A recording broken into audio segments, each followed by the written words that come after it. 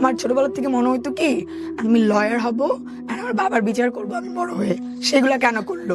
আমি যখন জন্মাইছি আমার বাবা পুরো এলাকায় নাকি মিষ্টি বিলাইছে। আমি আজকে কাঁদতে চাই না, আমি খুবই স্ট্রং থাকতে চাই। জোর করে মনে করাইতে হবে যে বাবা একটা ম্যাটার করে, বাবা ছাড়া মেয়ে কেমনে বিয়ে হবে, এগুলো আর কি। যতই চাই এগুলো থেকে স্কিপ, কিন্তু এগুলাই ঘুরাই ফিরে সারাউন্ডিং এর প্রশ্নগুলো আসতো।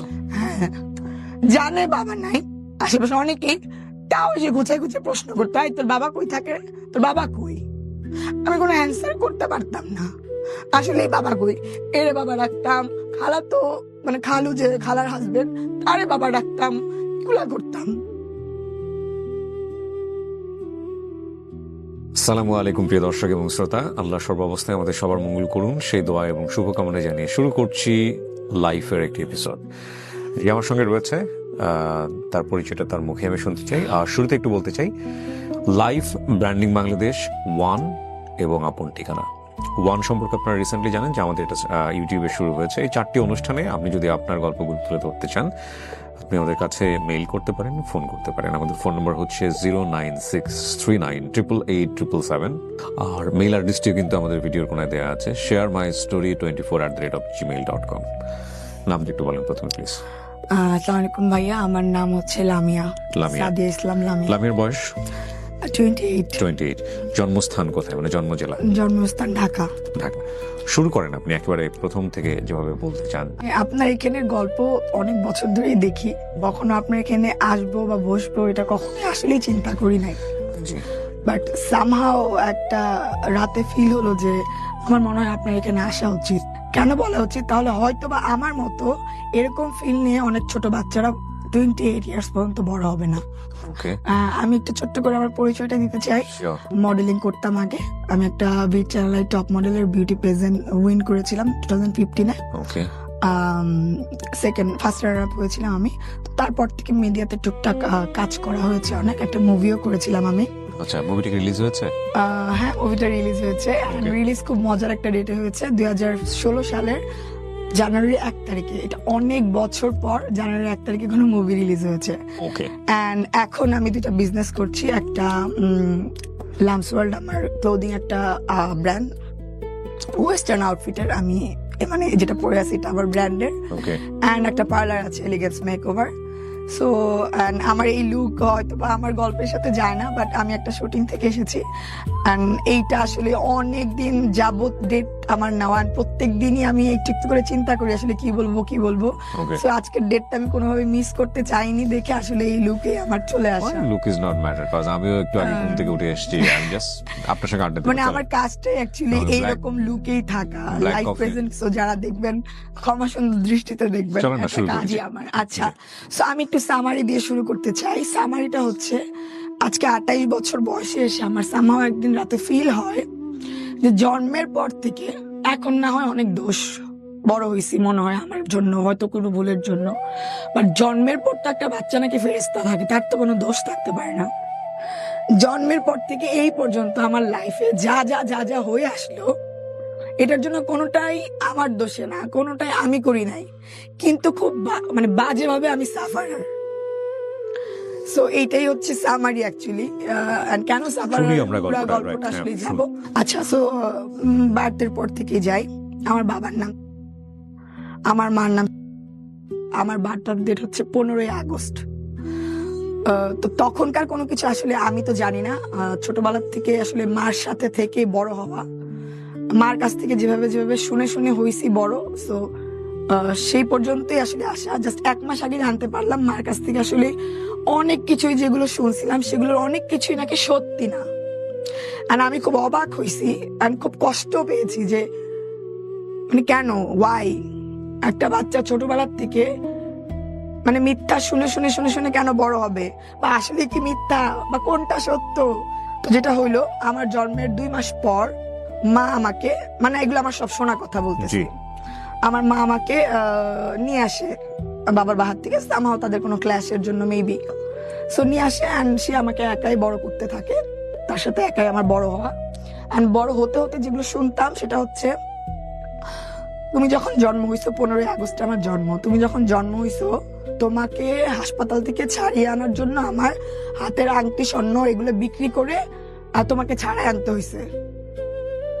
মানে আমার কাছে যদি শুনি একটা বাবা তার মানে সে এক্সিস্ট করে, বেঁচে আছে, তার ক্যাপাসিটিও আছে, আর তারা এখনো ডিভোর্সও না, তার বাচ্চা হয়েছে, সে নাকি হাসপাতালে ছিল না, তার মানে আমার মা নাকি যে স্বর্ণ টর্ণ বিক্রি করে হাসপাতালে বিল দিয়ে নাকি আমাকে ছুটাই নিয়ে আসছে। কারণ এই কথাটা যদি একটা বাচ্চা শুনে শুনে বড় হয় তাহলে তার বাবার প্রতি তার কিরকম ফিলিং মানে জন্মাইতে পারে। সো এই ফিলটা নিয়ে আমার বড় হওয়া। বাবার সম্পর্কে যেগুলো শুনতাম আর কি, যে তোমার বাবার ভালো ছিল না। আমি যখন প্রেগনেন্ট ছিলাম বাসায় গেছি, কাছ থেকে এসে দেখি এক পার্টি করতেছে। এগুলো আপনার মা বলতো? আমার মা বলতো আমাকে পার্টি করতেছে তোর বাবাকে। শুনলাম, আমি তো আসলে কিছু জানি না, মানে কি যে কোত্থেকে কি বলবো, আমি এত কিছু গুছাই নিয়ে আসছি, আসলে কোত্থেকে কিছু। আপনি ওটা মাথায় রাখেন না, আপনি গুছাই নিয়ে আসেন, আপনি জাস্ট আমার সঙ্গে গল্পটা করেন। হ্যাঁ আচ্ছা, সেটাই তো। এগুলো শুনতে শুনতে আপনি বড় হতেন, আপনার কোনো কোয়ারি তৈরি হতো না যে মা কেন এগুলো বলছে? কোয়ারি তৈরি হতো না। আমার ছোটবেলা থেকে মনে হতো কি আমি লয়ার হব আর আমার বাবার বিচার করবো আমি বড় হয়ে, সেগুলা কেন করলো। It's a very important story. আমি জানি না এখন আপনারা যতটুকু দেখেছেন, কয়েকটা মিনিট দেখেছেন, বাট আমি এখানে বলি যে এই গল্পটা যিনি বলতে এসছেন তাকে কোনোভাবেই আমি জাজমেন্ট করব না, প্রেক্ষাপটটা জাজমেন্ট করতে চাই। It's a very important story for any kind of broken family. আমাদের সমাজে যারা আছে তাদের যে কোনো ধরনের ব্রোকেন ফ্যামিলি, এটা একটা অনেক বড় মনোযুদ্ধ, এবং এই যুদ্ধে কেউ হারে না, শুধু হারে সন্তানরা। আমার মার কাছ থেকে শোনা, অ্যান্ড 28 ইয়ার্স পর কিছু আমার বাবার কাছ থেকে শোনা, কোনোটাই আমার কথা না, তাদের কথাগুলো আমি বলতেছি। তারপর হচ্ছে আবার এক সময় একটা ভালো কথা যা শুনছিলাম সেটার জন্য হয়তো ভিতরে একটু ভালো লাগা কাজ করতো। এটা আবার বলতো যে যখন শুনছে ওর বাবার মেয়ে হইছে পুরো এলাকার মধ্যে মিষ্টি বিলাইছে।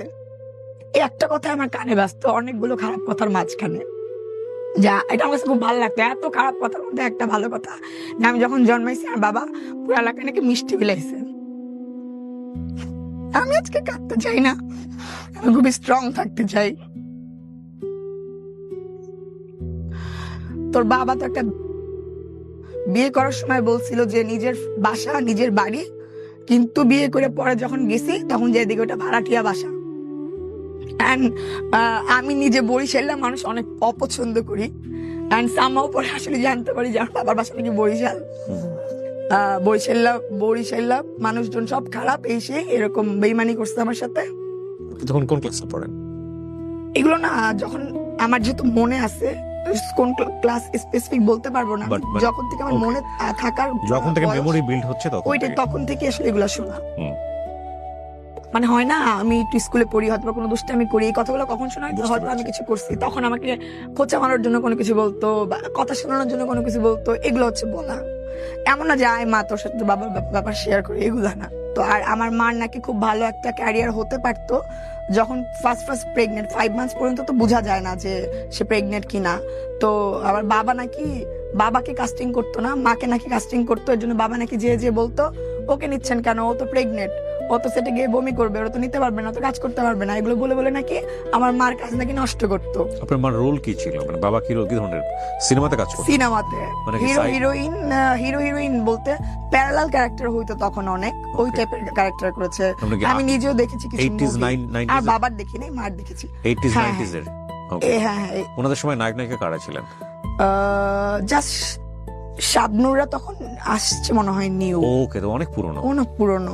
শাবনুরা জাস্ট ক্লাস 5-6 এ যখন পড়ি, একদিন কিভাবে যেন একটা বাবার সাথে দেখা করার ব্যাপার হইলো, আমার মনে নেই ব্যাপার কেন হইলো অ্যাকচুয়ালি।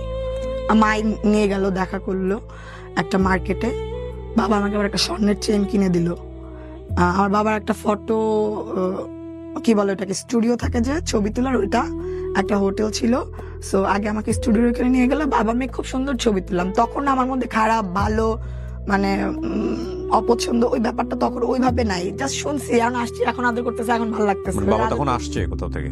আসছে না কোথাও থেকে, উনি ঢাকাতেই থাকতো, মানে মাঝে মাঝে আসতো, কোনো জীবনও আসতো না। ওই দিনই হঠাৎ করে ওনারা কিভাবে প্ল্যান করে দেখা করছে আমি জানি না। আমি তো আপনার বাবা এবং মা? দুজনই দেখা করেছে? হ্যাঁ আচ্ছা, ওকে, হ্যাঁ, আমার মা বাবার সাথে দেখা করার জন্য নিয়ে গেল একদিন, এটা আমার মনে আছে, এর আগের হিস্টোরি আসলে আমার মনে নাই, ওইটাই মনে আছে, ওইটাই বলি। একটা মার্কেটে দেখা হলো, সে আমাকে একটা চেন কিনে দিল, খুব আদর, এরকম আদর আমি তো কখনো পাই নাই।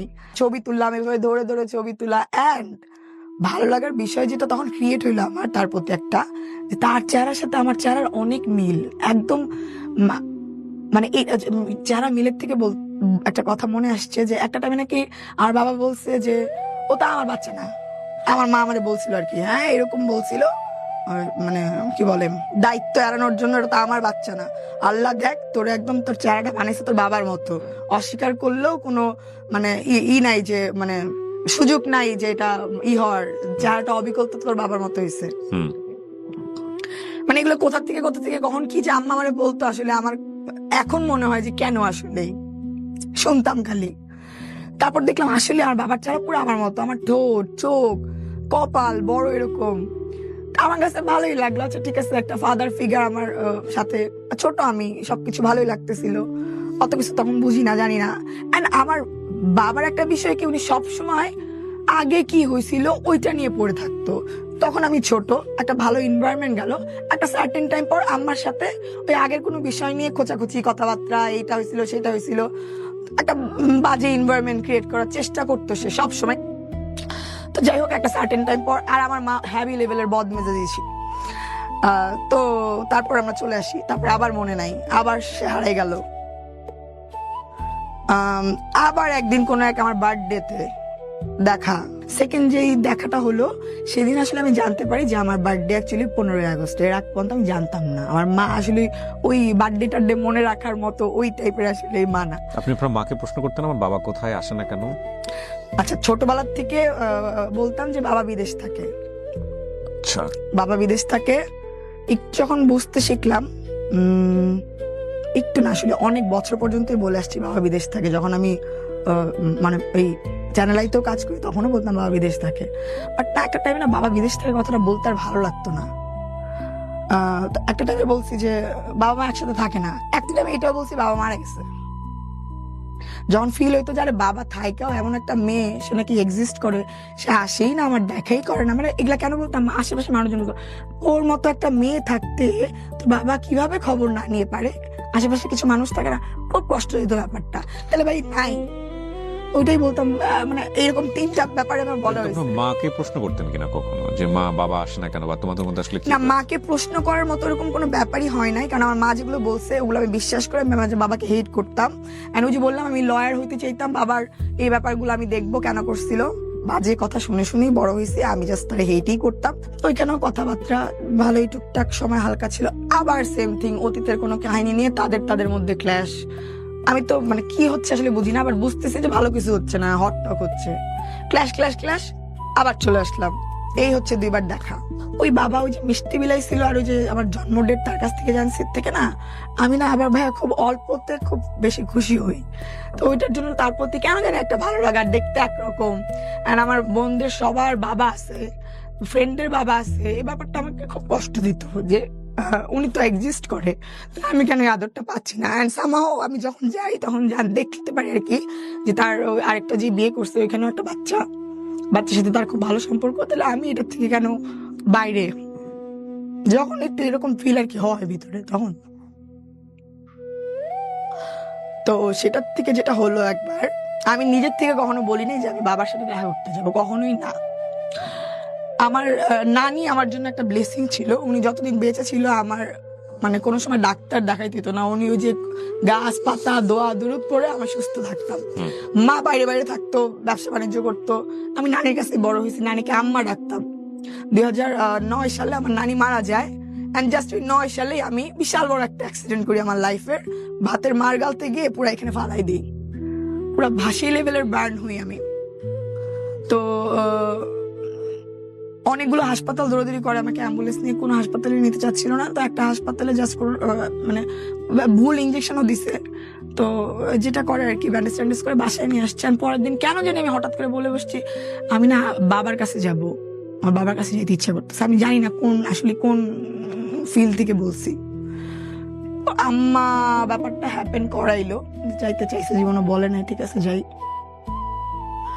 তো গেলাম, বাবা তখন হচ্ছে শ্যামলীর ওদিকে থাকে, ওনার থার্ড ওয়াইফ নিয়ে। অ্যান্ড মেয়েটা দেখতে সুন্দর, ইয়ং অনেক, মানে আগের মানে সেকেন্ড ঘরের যে বাচ্চা সে বাচ্চা সহ থার্ড ওয়াইফ নিয়ে থাকে। আর প্রথম ঘরের বাচ্চা পুরা হয়ে প্রথম বউ নিয়ে বাসায় হাজির হয়েছে।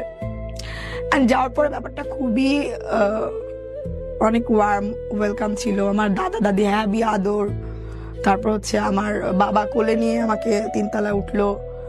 মানে অ্যাকচুয়ালি অনেক আদরের অভাবে বড় হয়েছি, তো এই আদর গুলাই চাইতাম। মানে এইটাই আমার কাছে অনেক ভালো লাগতেছিল, আমার বাবা আমাকে কোলে নিয়ে উপরে উঠছে। তো ওইখানে যাওয়ার পর যেটা হইলো, আমার খুব বাজে লেভেলের বার্ন। আমি হাঁটা শিখা ভুলে যাচ্ছিলাম, এরকম লেগে যাচ্ছিল, কুজা হয়ে যাচ্ছিল। তো ওইখানে যাওয়ার পর যেটা হলো, আমার বাবা আমাকে ওই যে কি বলে বার্ন ইউনিট, যেটা এখন অনেক সুন্দর, ওটা তখন অনেক সুন্দর ছিল না, ওইখানে নিয়ে যাচ্ছিল। হয়তো একটু প্রবলেম হচ্ছে এগুলা নিয়ে, ওইটাও আমার ভালো লাগতেছিল না। আমার মনে হচ্ছে আমি কি ডিস্টার্বিং হইলাম এখানে, বা আমার মা নিয়ে কোনো ইস্যু হচ্ছে বা কিছু। মানে আদর পাচ্ছি ঠিকই, আবার এনভায়রনমেন্টটাও কেমন জানি একটা। তখন তো একটু বুঝি, 9-এ পড়ি বেবি, হ্যাঁ 9-ই মনে হয় পড়ি। তো ওই যে ওইখান থেকে 2 বার যাওয়া হয় আমার ঢাকা মেডিকেলে। তো আমার মা যেটা করে আর কি, এটা আসলে ওনার সাথে জিদ বা আমার সামহাও মনে হচ্ছিল কিনা যে আমার মেয়েকে সেই ডাক্তার বা আমার মেয়ে এখানে এসে আমার মেয়েকে নিয়ে নেওয়ার কোনো ট্রাই করতেছে কিনা, তাহলে আমি এর থেকে এখন বেস্ট হসপিটালে নিব বা কিছু, আমি আসলে জানি না কেন কি। যেটা হলো যে আমার চিকিৎসা অ্যাকচুয়ালি ভালো হচ্ছিল না এখানে। আমার মা শত হলো, মা তো ছোটবেলার থেকে বড় করছে, অতটুকু কষ্ট তো একটা মা দেখতে পারে না। তো মা যেটা বললো যে না, ঢাকা হাসপাতালে ওর চিকিৎসা ভালো হচ্ছে না, একটা সিটি হাসপাতাল ছিল, ওটা খুব ভালো ছিল ট্রিটমেন্ট, ওইটাতে নিয়ে যাই। তো বাবা বললো ওনার সামর্থ্য নাই ওই জায়গায় নিয়ে যাওয়ার, ওনার সামর্থ্য ওইখানেই ওইখানেই, মানে থাকে না একটু ঘাটতারা স্বভাবের, যেটা বলবে সেটাই, ওইটা না মানলে মানে না মানলে নাই, ব্যাপারটা এরকম। তো যেটা হইলো, আমার মা ওইখান থেকে আমরা বের হয়ে আসলাম, আমরা সিটি হাসপাতাল গেলাম, ভর্তি থাকলাম ওই জায়গায় প্রায় অনেক দিন। অ্যান্ড তখন ভালোই বুঝি আমি, বাবা প্রত্যেক দিন ওই মহিলাকে নিয়ে, সরি ওই মহিলা কেন বললাম, মানে ওনার ওই থার্ড ওয়াইফকে নিয়ে আসতেন আমার এখানে দেখা করতে। প্রতিদিন সন্ধ্যার দিকে তারা বের হইতো ঘুরতে ফিরতে আর কি, অ্যান্ড আমাকে আমার সাথে দেখা করতে আসতো, দেখতে আসতো আর কি। বাট কোনো ফাইন্যান্সিয়ালি সাপোর্ট সে আর আমার মাকে করে নাই। কেন? ওইখান থেকে এখানে শিফট করা হইলো। তখন পর্যন্ত আপনার মার সঙ্গে কি আপনার বাবার ডিভোর্স হয়ে গেছে? ডিভোর্স হয়ে গেছে, বাট আমি জানতাম না, এখন জানি। আমি জানতাম যে না, তারা আলাদা থাকে, আমি অনেক বছর পর জানি তারা আলাদা থাকে। তো তারা আলাদা থাকলে সে বিয়ে করে কেমনে একটার পর একটা, মানে অলমোস্ট 3টা। ওকে, যাই হোক, হ্যাঁ তারপরে আসতো, হ্যাঁ আচ্ছা, সো ওই তো এরকম দেখতে আসতো, আশেপাশে মানুষজন বিরক্ত হইতো, এরকম পারফিউম বলতো আর খোঁচাইতো, একে বাবা কাকে নিয়ে আসে এরকম, এত লাউড পারফিউম দিয়ে হাসপাতালে আসে কেন? আমি তো একটু বুঝি, তখন ব্যাপারগুলো আমার কাছে ভালো লাগতেছিল না। যাই হোক, এরকম আসতো, জাস্ট দেখা দেখে চলে যেত। আমার কাছে মনে হতো দোষ ফুরাইতো আর কি, তখন আমার কাছে ফিল হচ্ছিল, এতদিন শুনছি এখন দেখতেছি, তো এখন ফিল হচ্ছে যে না, ব্যাপারটা আসলে কেমন জানি, ইটস ওকে। তা আমার চিকিৎসা শেষ সিটি হাসপাতালে, ওইখান থেকে আমরা বাসায় চলে যাব। তো সেই দিন আমার ফিল হয় যে না, আমার তার আগ পর্যন্ত মনে হচ্ছিল যে দেখি বাবার সাথে একটু থাকা ট্রাই করি, আদর তো পাই নাই, এখন তো বড় হয়েছে, দেখি এখন একটু আদর পাই কিনা। তখন কেন জানি মনে হচ্ছে না, দরকার নেই আদরের। আবার মনে হচ্ছে ওই ফ্যামিলিতে হয়তো বা আমরা ব্যাড বাস হয়ে যাচ্ছি, ইটস ওকে, যেরকম ছিলাম ওরকমই থাকে। সো আমার মা, আমি ওনাকে না জানিয়ে সিটি হাসপাতাল থেকে আমরা আমাদের ব্যাক টু বাসায়, এইটা তার অনেক মাইন্ডে লাগছে, তাকে না জানিয়ে কেন আমরা বাসায় চলে গেলাম।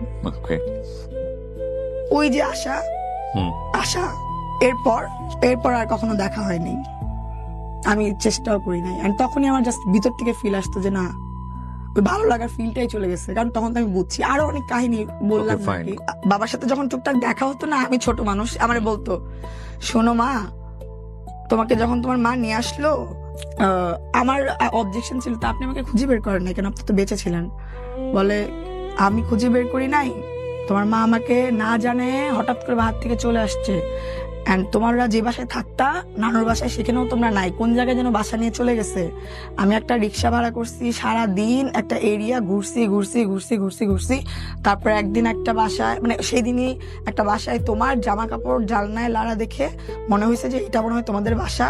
সো আমি বাসায় গেছি, তোমাকে দেখছি, তোমাকে দেখতে গিয়ে তোমার মা আমাকে জেলের ভাত খাওয়াইছে। ওকে, এটা আপনি ক্লাস 9-এই জানেন? না, এটা হচ্ছে ওই যে ওই আগে যে এটা মিস করে গেছিলাম, যে আগে যে 2-1 দেখা হয়েছিল না, ওই সময়টাতে বলেছে? ওই সময়টা ও বলতাম না, খালি আগের বিষয় নিয়ে টানতো। হ্যাঁ। তখন যাওয়ার পর এর জন্য তার প্রতি ওই যে দেখা করার যে একটা ফিল আসছিল মেবি এগুলার থেকে, যে আম্মা কেন এরকম করছিল, আমাকে তো সে খুঁজতে গেছিল, এটা কি একটা সিনেমাটিক ব্যাপার না? সো আপনারা এক ধরনের সিম্প্যাথি গ্রো করেছে। হ্যাঁ, যে আমার বাবা সে আমাকে তাকে উইদাউট নোটিস আমাকে নিয়ে আসছে, এন্ড সে একটা এরিয়া খুঁজে খুঁজে খুঁজে খুঁজে বারান্দায় কাপড় দেখে বের করছে যে তার মেয়ে কোন বাসায় থাকে, এন্ড সেই মেয়েকে দেখতে গেছে দুধ টুধ নিয়ে নাকি, এন্ড তার জন্য নাকি তার জেল খাটতে হয়েছে। এটা তার লাইফের একটা দাগ হয়ে গেছে, মেয়ে দেখতে গিয়ে জেল কেন খাটতে হইলো। সো এই হচ্ছে ছোটবেলার বাবাকে নিয়ে শুনে শুনে শুনে তো শুনে এই এসব ঘটনা বড় শোনার পরে হয়। কি আপনি আপনার মাকে প্রশ্ন করেছেন যে আমার বাবা এরকম ঘটনা এসেছিল, তুমি তাকে জেলে দিয়েছো বা এরকম কোনো কিছু? না, মাকে কখনো কোশ্চেনটা হয়তো, করেন? আমার মাকেই আমি বিশ্বাস করতাম, যে আমার মা তো বলছে পার্টি করছেন, খারাপ ছিল। আমার একটা বিষয় অনেক কষ্ট লাগতো, আমার মা কেন আপনি বেঁচে থাকতে স্বর্ণের আংটি উংটি দিয়ে তারপর আমাকে ছাড়াই আনতে হবে। মানে এগুলো আপনি আমি বিশ্বাস করেছিলাম এগুলা। মানে আমার সেই প্রশ্নটা জন্য আর এটাই, কোনো- মানে সিচুয়েশন নিয়ে আমি কোনো মন্তব্য করতে চাই না, বাট ধরেন মা ইম্পর্টেন্ট পয়েন্ট, আমি বারবারই বলছি ডোন্ট জাজ হার, ওনাকে জাজ করবেন না। অনেক ব্রোকেন ফ্যামিলির গল্প আজকের এই লামিয়ার গল্প, যেখানে সন্তান বড় হয়, ওই সন্তানকে যেভাবে বড় করা হয় উনি সেই বিলিভ নিয়েই বড় হন, এবং এগুলো নিয়ে প্রশ্ন করার থাকে না। আমি আবারও বিনয়ের সাথে বলতে চাই যে আমাদের দেশের সাইকিয়াট্রিস্ট যারা আছেন বা মনোজাগতিক বিষয় নিয়ে যে ধরনের ভ্লগিং হয়, সেই জায়গাগুলোতে আমরা এই কঠিনতম বিষয়গুলো কেন জানি অ্যাড্রেস করি না, এবং আমাদের এই বিষয়গুলো অ্যাড্রেস করা উচিত। আজকের এই গল্পটা খুব সেন্সিটিভ একটা স্টোরি, আমরা কাউকে কোনো কোশ্চেন করতে চাই না, কাউকে কোনো জাজমেন্ট নিতে চাই না, কে ভালো কে মন্দ সেটা নিয়ে প্রশ্ন করতে চাই না, কে রাইট ছিল কে রং ছিল সেটাও প্রশ্ন করতে চাই না। কিন্তু উনি প্রথমে একটা প্রশ্ন ছুড়ে দিয়ে আজকের এই স্টোরিটা বলেছেন, সেটা হচ্ছে আমার জীবনটা এমন হলো কেন। এই জায়গাটায় কোনো পরিবর্তন আনা যায় কি না, ব্রডার সেন্সে আমরা এটা নিয়ে কথা বলতে চাই। আমরা ওনার মা কি করেছে ওনার সঙ্গে, ওনার বাবা ওনার সঙ্গে কি করেছে, বাবা রাইট নাকি মা রাইট। আমি জানি বেশিরভাগ গল্প যারা শুনতেছেন তারা এই বয়ানটাই দিতে আসবেন এখানে, আমাদের গল্পের বয়ানের জায়গাটা ওটা না। আমরা বলতে চাই যে একটা ব্রোকেন ফ্যামিলিতে একটা সন্তান যেভাবে বড় হচ্ছে, সেই বড় হওয়াটাকে আমাদের সোসাইটি জায়গা থেকে চ্যালেঞ্জ করা উচিত কিনা, আমাদের এই গল্পটা মূলত সেজন্যই, এবং এখানে ম্যাক্সিমাম বিষয়ই মনোজাগতিক। সো ভাইয়া ওই যে বারবার যে বলছেন প্রশ্ন কেন করো নাই, কারণ আমার মা যে ব্যাপারগুলো আমাকে বলছিল,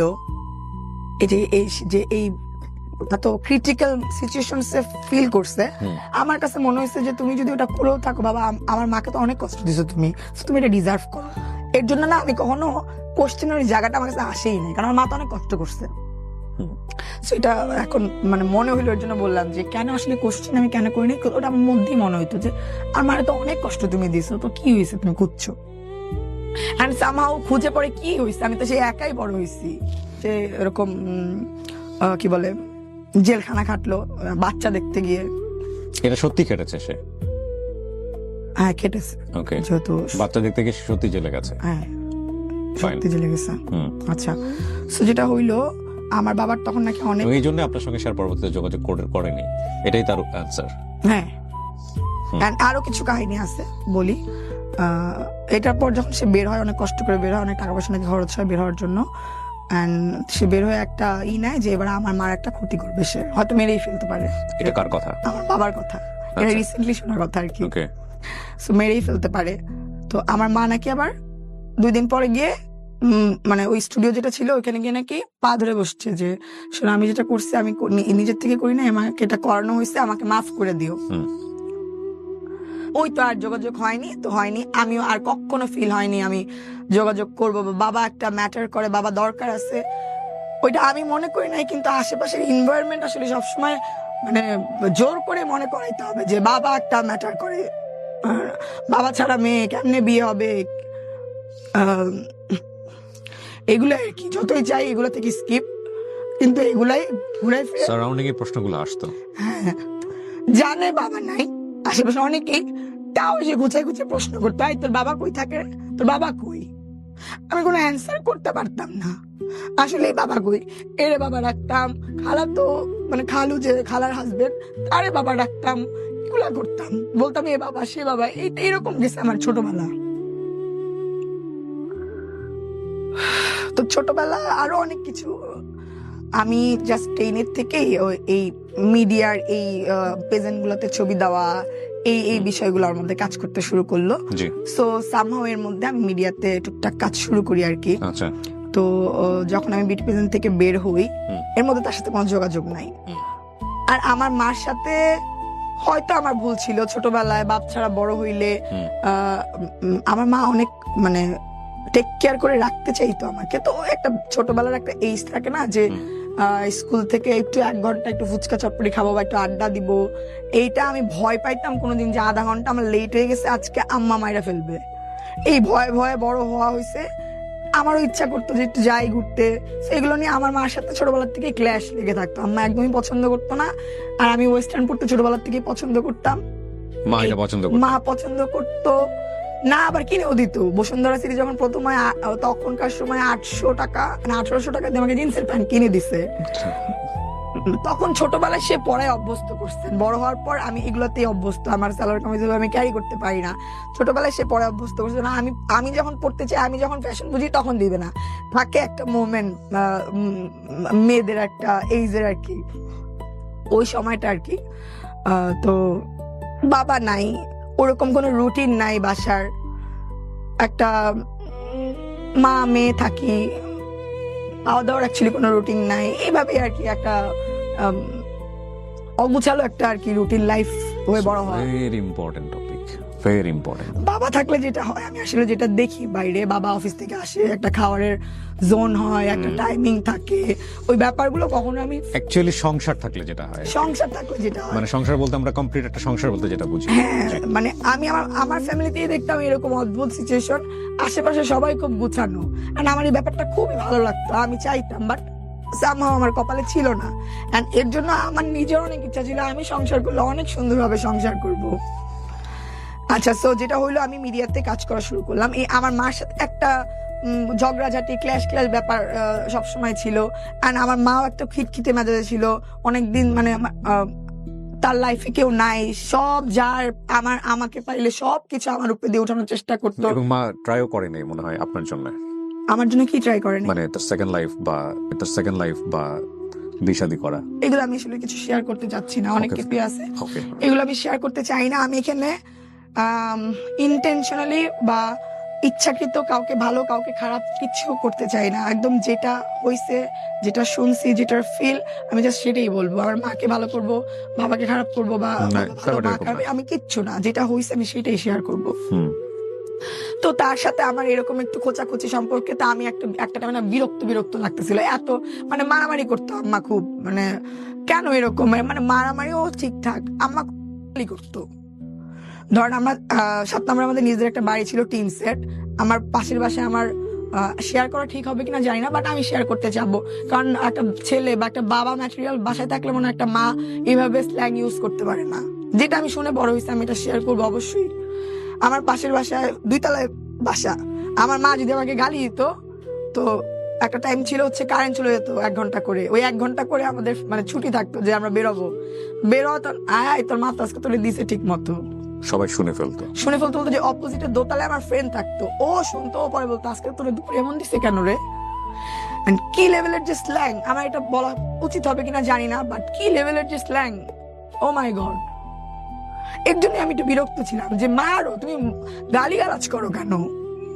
ওটা থেকে ফিল হতো যে আমার বাবা থাকলে মনে হয় তুমি এগুলা করতে পারতা না, কেউ বলার থাকতো। যে দেখতাম খালুদের মা কেউ দোষ করলেও কিছু বললে যে চিল্লাইতো, আয় কেন বলছো, এই ব্যাপারটা আমি কোনো পাই নাই।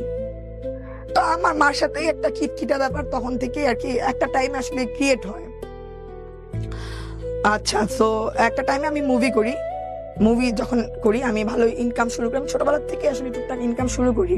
তো আমার কেন জানি মনে হইলো আমি ভালো ইনকাম তখন করতেছি, ভালোই কি বলে ফ্যামিলিতে দিচ্ছি, মনে হচ্ছে যা মানে জিদ করি যে আব্বুর সাথে যেয়ে থাকবো এখন। ওকে ওকে, জিদ থেকে হয়তো আম্মুকে দেখাবো এখন আমি এত কিছু করি, এই করি, তুমি এমন করো কেন আমার সাথে, আমি বাবার সাথে যেয়ে থাকবো।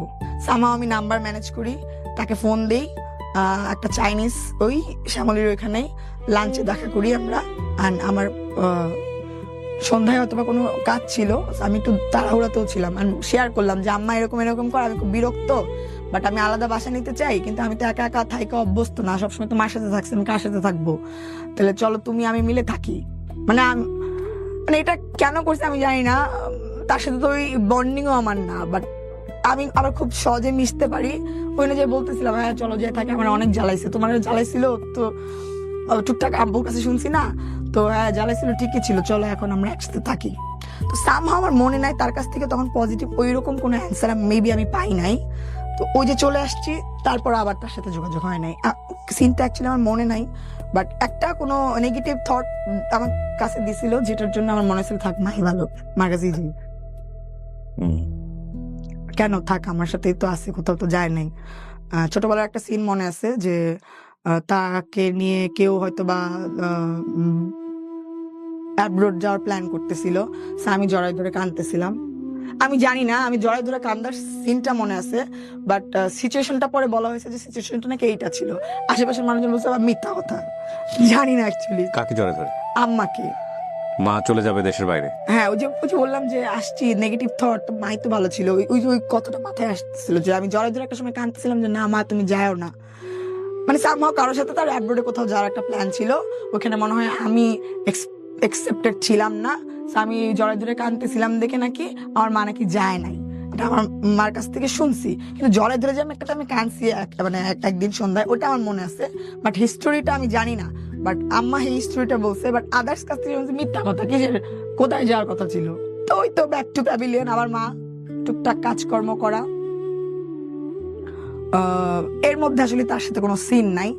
সে ওই যে আবার গেল, সে গেল, কিন্তু সে কখনো না, যতই মুখ দিয়ে বলি এই সে হ্যাঁ, ভিতরে ভিতরে না মানে খুব একটা কেমন জানি একটা মানে কিরকম কষ্টটা বুঝাইতে পারবো না, সে তো বেঁচে আছে। তো তার কি একটু ইচ্ছা করে না যে মেয়েটার খবর নেই? অনেক স্ট্রংলি দেখাই সবাইকে, কিন্তু ভিতরে কোনো একটা জায়গায় হয়তো কষ্ট লাগে মাঝে মধ্যে, হয়তো বা কোনো নীরবে বসে আছি, মন খারাপ, বাপটা এমন কেন বেঁচে আছে, তার একটা মেয়ে আছে, তার কি একটু মনে পড়ে না, তার কি একটু ইচ্ছা করে না তার মেয়ের সাথে যোগাযোগ করতে, কথা বলতে? এমন কেন?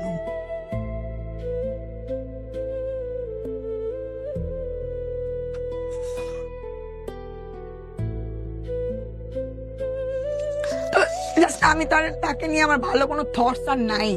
ওই যে হাসপাতাল থেকে যাওয়ার পর তো ব্যাড থটস নিয়ে গেছি, ওই সেকেন্ড যখন থাকার প্ল্যানে আসলাম তখনও ব্যাড থটস নিয়ে গেছি। তো তার জন্য আর কোনো ভালো কিছু আসলে আর ভিতরে নাই। আমার মা যা বলছিল তো তা তো আছেই অ্যাডেড। অ্যান্ড বড় হওয়ার পর আমি যেভাবে জাজমেন্ট করছি যে আম্মার কাছ থেকে এতদিন শুনছি, অ্যান্ড আমি বড় হওয়ার পর এটা ফিল পাইছি, সো সবই রাইট। বাদ এই চ্যাপ্টার, মা আছে, মারে নিয়ে থাকতে থাকি। ইন দ্য মিন টাইম যেটা বলতেছিলাম যে আমি ভিট চ্যানেলে টপ মডেল ফার্স্ট রানার ছিলাম, ওইটার একটা গ্র্যান্ড ফিনালে হয়। সো ওইটার যে কোরিওগ্রাফার ছিল Tanzil Alam, egos dance company, তার সাথে আমার একটা ইন্টিমেসি হয়, ওখান থেকে একটু প্রেম। সো প্রেম করে মানে মিডিয়ার থেকে একটা বিয়ের পর আমি প্রথম 31st নাইট পালন করছি, ব্যাপারটাই অন্যরকম আমার কাছে লাগতেছিল। সো বাবা কি হয়েছে, মা কি হয়েছে, কোনো কিছুই আমি আর ওই ব্যাপারটা আস্তে আস্তে ভুলেই যাচ্ছিলাম। বাট আপনার বিয়ের আগে কি মানে লাইক আপনার স্পাউস সে কি আপনার পাস্ট জানতো, যে সব কিছু জেনে শুনে শেয়ারিং এর ব্যাপারটা তো ইম্পর্টেন্ট। না, যেটা ফার্স্ট দেখায়, যখন ফার্স্ট কথাবার্তা, বাবা কই থাকে, বিদেশ থাকে, বললাম যে ওই পর্যন্ত বিদেশ থাকে, বলতাম বিদেশ থাকে, ওটাই বলছিলাম। বাট যখন বিয়ের ব্যাপারগুলো ফাইনাল হচ্ছিল তখন বলছি, শেয়ার করছি আমি যে এই কিন্তু ইস্যু। এটা কি কোনো ম্যাটার করেছে তার কাছে? না, তার কাছে কোনো ম্যাটার করে না এটা। ওকে, আমাদের বিয়ের স্টুডিও অনেক মানে সিনেম্যাটিক স্টোরি। ওটা সেটা কি আপনার ফ্যামিলি থেকে সাপোর্ট ছিল, লাইক বাবার? না, আমার ফ্যামিলি থেকে, বাবা তো নাই সিনে। ওকে, আমার ফ্যামিলির সাপোর্ট ছিল না, আমার যুদ্ধ করে আমার বিয়ে করতে হয়েছে। আমার মনে হয়েছে, এটা কেন মনে হয়েছে, ওই যে আশেপাশে প্রতিবেশী যারা ছিল তারা বলতো তোর মার জন্য তো তোর কোনো ভালোভাবে বিয়ে হবে না রে, কেমনে কি করবি, তুই একটা ভালো প্রেম করে নিজে নিজের বিয়ের ব্যাপারটা ক্রিয়েট করিস। এগুলো শুনতাম আমি, সত্যি কথা। পাশের বাসার যদি দেখে তাহলে বুঝবে যে হ্যাঁ একটা সময় বলছিলাম। এন্ড বিয়ের পরেও একটা কমেন্টস পাইছি, লামিয়া তোর মা একলা হইলো, দূরের থেকে যতটুকু পারবি সাপোর্ট করবি। আমি জানি না এটা বলা ঠিক হবে কিনা, বাট আমি যেটা শুনছি আমি এটা বলতে চাই। দূরের থেকে, যেহেতু তোর মা একা, তোর সাথে নিয়ে বড় হয়েছে, বাট দূরের থেকে যতটুকু পারবি হেল্প করিস, একসাথে নিয়ে কিন্তু আবার থাকার চিন্তা করিস না, তাহলে কিন্তু তোর সংসারটা টিকবে না রে। কারণ তারাও ওই যে তাদেরকে ছোটবেলা থেকে, মানে ছোটবেলা বলতে কি একদম থাকে না, অনেক বছর ধরে একসাথে ছোট বড় হওয়া, সামনে বিয়ে হওয়া, অনেক কিছু দেখে আর কি তারা পাড়া প্রতিবেশী। তো ওই কথাটা আমার খুব কোট করছে যে মাকে নিয়ে থাকার প্ল্যান কিন্তু করো না, সংসার কিন্তু টিকবে না। এই কথা একটা প্রতিবেশী একটা মাকে নিয়ে একটা মেয়েকে মানে কেন বলবে? সংসারে আপনি মাকে নিয়ে থাকবেন এরকম মানে পরিকল্পনা? আমার মা যেহেতু একা, সারা জীবন তো আমি তার সাথে ছিলাম, এখন আমি বিয়ে হয়ে গেছি, শ্বশুর বাড়ি গেছি, সে তো একা থাকতেছে এখানে। এখন সামহাও যদি আমি মাকে নিয়ে থাকার প্ল্যান করি বা এরকম কোন কথাবার্তা হচ্ছিল, এর জন্য পাশের বাসার এক আন্টি বলতেছিল, লামিয়া শোনো একটা বুদ্ধি দিই। এই আন্টিটাই ওই তো আগে বলছিল, তোর মা বা তো বিয়ে শাদীর তো কোনো প্ল্যান নাই, কি করবে না করবে, তুই নিজে বুঝে ভালো দেখে একটা প্রেম করে বিয়ে করিস, বলতো এগুলো আর কি। সিঙ্গেল মাদার বড় হয়েছিস, একটা ভালো বিয়ে করতে হলে, ফ্যামিলিগত বিয়ে করতে হলে বাবার দরকার পড়ে, এই সেই, তো নিজেরটা নিজে বুঝে ভালো দেখে বিয়ে করিস, নিজেরটা নিজে বুঝে, এগুলো আর কি শুনতাম আর কি আমি ছোট তখন। তো বিয়ের পরে হচ্ছে যে ওইটা শুনলাম যে এরকম প্ল্যান কিন্তু করিস, সংসার কিন্তু টিকবে না। তখন তো আমি অনেক কিছু বুঝি যে আমার মার তো একটা মানে একটা ক্যারেক্টার আছে একটু, তো আচ্ছা ঠিক আছে, একটু দূরত্ব বজায় রেখে ভালো সম্পর্ক মেনটেন করাই ভালো, কারণ আমার প্রিভিয়াস লাইফে তো তার সাথে আমার কাইকাচাল ছিলই। সো একটা সুন্দর ব্যাপারে আসি যেখানে কোনো প্রতিদিন গালিগালাজ নাই, ঠান্ডা এনভায়রনমেন্ট, শান্তি শান্তি একটা ব্যাপার, কোনো ঝগড়াঝাটি নাই। আল্লাহ সামহাও হয়তো চিন্তা করছিল জন্মের পর থেকে এত বছর কষ্ট করছিস, তোর কিছু একটা টাইম দিই একটু ভালো থাকার জন্য। ওই 4টা বছর খুব লাইফ আমার ভালো ছিল। সো আপনি বিয়ে শাদী করলেন এবং সংসার জীবন শুরু হলো, কিন্তু আমি যতটুকু জানি যে আপনার হাজবেন্ড এখন জেলে আছেন, সেটাও একটা গল্প, বিশাল বড় গল্প। এবং জেলে থেকে প্রায় 5 বছর যাবত জেলে, না তারও লম্বা সময় ধরে, অলমোস্ট 5 ইয়ার্স। আর এটা প্রথম আপনার মুখ থেকে বলছেন, হয়তো অনেকেই জানবে এই বিষয়টা, এটা কেউই জানতো না। নাম কি তার? তানজিল আলম। তানজিল আলম। উনি একজন কোরিওগ্রাফার। ইগলস ডান্স কোম্পানি, বাংলাদেশের স্বনামধন্য একটা ডান্স প্রতিষ্ঠান।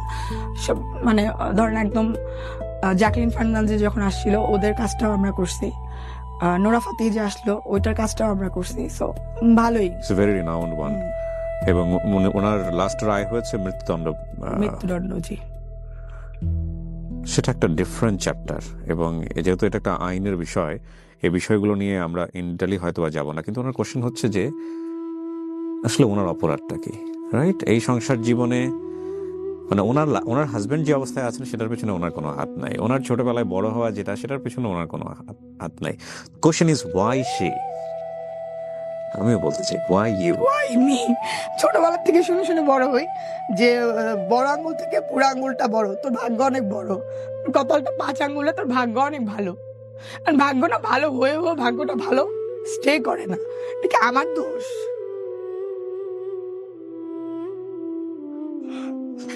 and kind of she's also a single mother. তার মেয়ে আছে। হ্যাঁ। বয়স কত? 4+।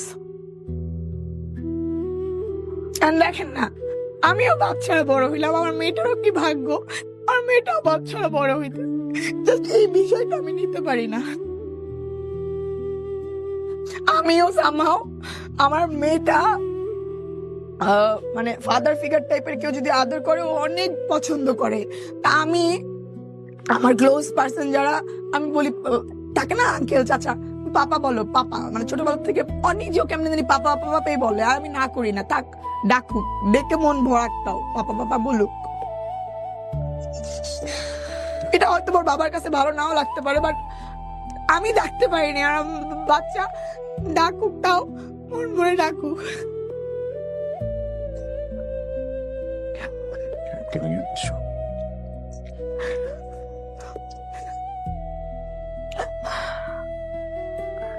না, আমার লাইফের সব থেকে বড় কষ্টের বিষয়টাই এখন এটা যে আমি পারি নাই, আমার মেয়েটারও কেন এমন হইলো।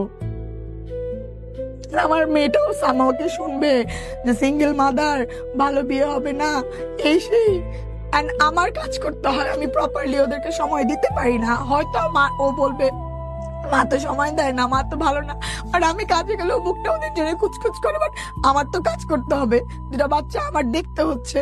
সো আমি চাইলেও পারি না যতটুকু সময় ওদেরকে দিতে চাই। দেখেন ওদের কাছেও আমি খারাপ হবো যে মা ভালো না। বাট দিন শেষে আমার বাচ্চা যখন চাবে মা এটা লাগবে, PS4 লাগবে, কম্পিউটার লাগবে, এটা লাগবে, আমি যখন দিতে পারবো না তখনও ভালো না। তো ওইটা যেন আমি ব্যাকআপ দিতে পারি, ওইটার তো আমার ব্যাপারটা কি বলে ইনশিওর করতে হবে। আমি চাই না যেহেতু বাপ ছাড়াই বড় হচ্ছে, ওদের অন্য কোনো কিছুর অভাব ওরা পাক। এখন যেটার জন্য ওরা এখন ছোট, একটা মানুষ আমি বিলিভ করি একটা সার্টেন টাইম পর্যন্ত আর্ন করতে পারে। সো আমি টুকটাক আর্ন করে একটু ব্যাকআপটা রেডি রাখি, তারপর ভাই সময় ঘোরা, কি কিনবি না কিনবি তখন সব যখন দিব তখন আর মাকে দোষ দিবি না। এটা আসলে আমার ফিল। আলোচনা সমালোচনা হয় না আপনার অনেক কাজ হয়। নিয়ে, আপনার লুক নিয়ে? অনেক হয়, সমালোচনা অনেক করেন? হয়। আমি এখন আর কেয়ার করি না অ্যাকচুয়ালি। আমি 2 দিন না খেয়ে থাকবো, আমি দুঃখে থাকবো, কষ্টে থাকবো, কেউ একবেলা এসে আমাকে ভাত দিবে না, কথা বলতে পারবে, কেউ 2000 টাকা দিয়েও হেল্প করবে না আপনাকে।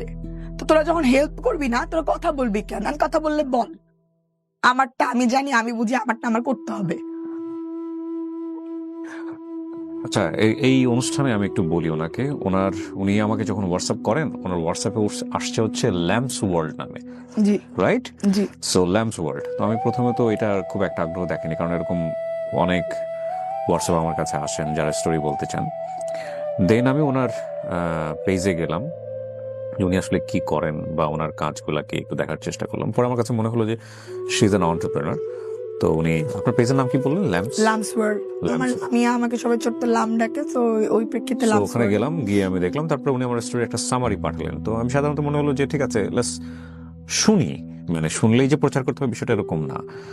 তো আমি ভাবিও নাই যে বলবেন শুনি, আমি এটা এক্সপেক্টও করি নাই। আমি জাস্ট একটা টাইমে রিসেন্টলি আমার বাবার সাথে কথা বলার পর সে রাখার পর আবার সে একটা ফোন দিল। ফোন দিয়ে সে খুব কান্না কান্না একটা মুডে বলতেছে, বাবা রে, জন্মের পরও তুই এরকম কষ্ট পাইলি, বিয়ের পরও তুই শান্তি পাইলি না। খুব স্যাড স্যাড কান্না কান্না ফেসে। আমি খুব স্ট্রং ছিলাম, ওনার ওই টোন আর ওই কথাটা না আমাকে কেন জানি খুব বুকে জোরে আঘাত দেয়। আমি জাস্ট শোয়ার থেকে উঠে ড্রয়িং রুমে বসে সোফাতে বসে আপনাকে আমি মেসেজটা দিই, কেন দিই আমি জানি না, আমার কি দোষ। সো ইউ লিসেন মাই, হ্যাঁ আমি দেখতাম, ভালো লাগতো আপনার ওই ব্যাপারগুলো, যে মা খুঁজে পায়, বাচ্চা খুঁজে পায়, এগুলো আমি খুব দেখতাম, ভালো লাগতো। কিন্তু কখনো আসবো এটা কখনো চিন্তাই করি নাই। কারণ কেন এই চিন্তা করবো, আমার তো কেউ হারাই যায় নাই। জাস্ট 1 মাস হবে না, মেবি 1 মাস অলমোস্ট হবেই। হ্যাঁ, কত তোরে খুঁজতেছে, ফোন নাকি ধরস না, বাবা খুঁজতেছে, মানে আমি সেদিন অনেক ব্যস্ত, আম্মা এই কথা বলতেছে ফোন ধরস না নাকি, মানে নর্মাল, তোর বাবা ফোন দিতেছে ফোন ধরস না নাকি। আর তার আগে তাদের সাথে একটা কনভারসেশন মেবি হয়েছে, আমি না এতটা বদার ফিল করি নাই। আচ্ছা ঠিক আছে, এত বছর তো আমিও ওয়েটে থাকছি, আমি কাজকর্ম শেষ করি, বাবা একটু ওয়েট করুক, সমস্যা কি। আমাকে আম্মা নাম্বার পাঠালো, এই যে নাম্বার, অনেক বয়স্ক মানুষ অনেক কষ্ট করে নাম্বার খুঁজে বের করছে, ফোন দে। সেদিন আমার মা ভয়েস টেক্সট, একটু পর ফোন দিছস, কথা বলছস, দেখা করার প্ল্যান কর, পাগল হয়ে গেছে সেদিন আমার মা। আমি অবাক, কেন, ওয়াই? আমার কাছে তার এই ব্যাপারটা একদমই ভালো লাগে নাই। বাবা ফোন দিছে, এক্ষুনি দেখা করার প্ল্যান কর, কালকে ডিনার করার প্ল্যান কর, এই সেই হ্যান ত্যান, পুরো ব্যাপারটা আমার কাছে কেমন জানি লাগতেছিল। আরে আমি কাজ করতেছি, দৌড়াইতেছি, উনার জীবনে একটা জিনিস হ্যাপেন্ড হইছে, এখন এটা আমি করি, আমার কাছে ভালো লাগে নাই। যাই হোক, আমি তাকে ফোন দেই নাই। সেই দিন বা তার পরের দিন মনে হয় সে নিজেই আমাকে ফোন দেয়, আননোন নাম্বার, হ্যালো আসসালামু আলাইকুম, কে? আমি তোমার বাবা। আমি তখনও বাইকে অনেক দৌড়ের উপর, বাবা আমার মোবাইলে অ্যাকচুয়ালি চার্জও নাই, আর আমি একটা কাজে যাচ্ছি, টুকটাক কনভারসেশন চলতেছিল আর কি, এরকম এরকম। ও ওই যে বললাম, তার কথা শুরুতেই হচ্ছে থাকে এই যে, বাবা এত বছর একবার প্রয়োজন মনে করলা না একটু খবর নিতে। আমি একটাই বাইকে চলাকালীন অবস্থায় তাকে রিপ্লাইটা এটাই দিলাম, আসলে বাবার কাছ থেকে ওইরকম কোনো ফিল আমি পাই নাই যে বাবার খোঁজ নিতে হবে, খবর নিতে হবে, এর জন্য আসলে নেই বাবা। কষ্ট করে তোমার নাম্বারটা ম্যানেজ করছি, তখন আমি জানি না সে কি করে, তখনও আমি জানি না যে আমার বাবা কি করে। এটা মনে হয় পরে শেয়ার করলেই ভালো হতো। তো আমার আশেপাশে টুকটাক অনেকে তো জানে ব্যাপারটা, বলতেছে কি, এই তুই কথা বলছ না কেন, ফোন দিয়ে কথা বল, আঙ্কেল মনে হয় অনেক টাকা পয়সার কোটিপতি হয়ে আসছে, ছোটবেলা থেকে যা যা পাস নাই সব 28 বছরেরটা একবারে এখন শোধ করবি, নিবি, এই সেই। আমার আশেপাশে বলতেছে এই কথা বলছ না, বল দেখ কই থাকে কি করে। আমি একদমই ইন্টারেস্টেড না, কি করে না করে তার দরকার নাই আমার কিছু। আমি এখন অনেক নিজে যতটুকু পারি ভাই আমি অনেক হ্যাপি। ছোটবেলা থেকে যখন দরকার ছিল তখন পাই না, এখন দরকার নাই। তো আমি বাসায় যাই, সেদিনকে রাতে আমি তাকে ফোন ব্যাক করি। ব্যাক করার পর সে আমাকে বলতেছে, ওই যে তখন কথাটা বললাম বা ফিল হয় নাই কেন বাবা, বাবার দোষ কি ছিল? ওই সেম কথা আবার ঘুরায় ফিরে যেগুলো শুনছি সেগুলোও আছে, আর নতুন কিছু জিনিস আছে। তোমাকে খুঁজতে গিয়ে জেল খাটলাম, এই বাবার খবর নিতে তোমার প্রয়োজন মনে হলো না? আমি না একদম ওপেনলি শেয়ার করবো আপনার সাথে, আপনার কেটে দিতে ইচ্ছা করলে কেটে দেবেন। মানে একটা মার বিষয় নিয়ে, একটা বাবার কাছ থেকে, বাবা নিয়ে এতদিন শুনছি, মা নিয়ে শুনতে গেলে কেমন লাগে ব্যাপারটা আমি আপনাকে বলতে চাই। আচ্ছা, তো রাত্রে আমি তাকে ফোন ব্যাক করলাম এন্ড 4-5টা কোশ্চেন দিলাম। ছোটবেলা থেকে আসলে তোমাকে নিয়ে যেগুলো শুনে বড় হয়েছি, এন্ড ওই যে পড়ার সময় যখন তোমার কাছ থেকে ব্যাক আসছি, ছোটবেলা এন্ড বড়বেলার ফিল নিয়ে আমার আসলে মনে হয় নাই তোমার সাথে আমার যোগাযোগ করা উচিত। আমার মনে হয়েছে তুমি তোমার একটা জগৎ, তোমার একটা ফ্যামিলি নিয়ে তুমি ব্যস্ত, তোমাকে ডিস্টার্ব করা মনে হয় না আমাদের ঠিক হবে। আমি তোমার কাছে কিছু কোশ্চেন করি, এগুলোর অ্যান্সার দাও, অ্যান্সার দেন, আপনি একটা করে কথা বলতেছি। এন্ড ওই যে হাবি জাবি জেল এইটা সেটা এগুলো বলতেছিল। এন্ড আরেকটা কথা শেয়ার করলো যে জেলে তো একবার গেছিলই, আসার পর নাকি সে আবার হয়তো ট্রাই করছে, তখন নাকি কোন কালা জাহাঙ্গীর বা এই টাইপের কোন ডন টন ছিল, এদেরকে দিয়ে নাকি বাবাকে ডাকাই নিয়ে আসছে কোন এক আন্ডার কনস্ট্রাকশন বিল্ডিং এ। এন্ড ওইখানে যে নাকি দেখে আম্মাও দাঁড়ায় আছে ওনাদের সাথে, এন্ড বলা হয়েছে যে ডিভোর্স হয়ে গেছে, অনধিকার চর্চা কেন করো এখন এসে, হ্যান ত্যান। তো সে নাকি সামহাও অনেক কষ্টে ওখান থেকে বের হয়ে আসতে পারছে, না সেদিনই নাকি তার সামনে পিস্তল ছিল, সে নাকি শুট আউট হয়ে যেতে পারতো, বেঁচে আসছে ওখান থেকে। আমি বললাম একটা মহিলা মানুষের ওই আমলে কোন কালা জাহাঙ্গীর এই ছিল, আকাশ ছিল, এই ছিল, আপনার কি কোনো প্রকাশ বিকাশ ছিল না? মানে এগুলা হচ্ছে তার মানে ওসিলা, যে এর জন্য ওই একবার তো জেল খাটছে, একবার এরকম নিয়ে গেছে, এর জন্য সে কখনো ট্রাই করে নাই। আমি যখন শুনতেছি তখন আমি কি, শোনেন, আমার সাথে যদি এখন এরকম কিছু হয়, ওর বাবা বের হওয়ার পর যদি ওর বাবার মনে হয় আমি বাচ্চা কাচ্চা ঠিক মতো পালন করতে পারি না বা কিছু বাচ্চা নিয়ে যাবে, আমাকে 50-12 যদি জেল খাটায়, কালা জাহাঙ্গীর করে, এই করে সেই করে, আমি যতদিন আমি এই শ্বাসটা চলবে ততদিন যাবত আমি একটা মেয়ে হয়েও ট্রাই করে যাব যে না, আমি যেন আমার বাচ্চাকে আমার মতো করে পাই, হোক বাবার কাছেই থাকুক, বাট আমিও যেন পাই। ওইটা আমি আমার লাস্ট নিঃশ্বাস পর্যন্ত ট্রাই করে যাবো। একটা মেয়ে মানুষ হয়ে এখন আমার ফিল, আর এটা যদি কখনো আমার সাথে হয় আমি এটাই করব। আপনি যে কথাটা বলতেছেন, আপনার এই কথাতে আমি একদমই মানে কি বলে ইমপ্রেস হইতে পারলাম না। সে একটা মেয়ে মানুষ, তার প্রকাশ বিকাশ আছে, আপনি একটা ছেলে মানুষ, আপনার কোনো আকাশ বিকাশ ছিল না এটার ফিডব্যাক দেওয়ার জন্য?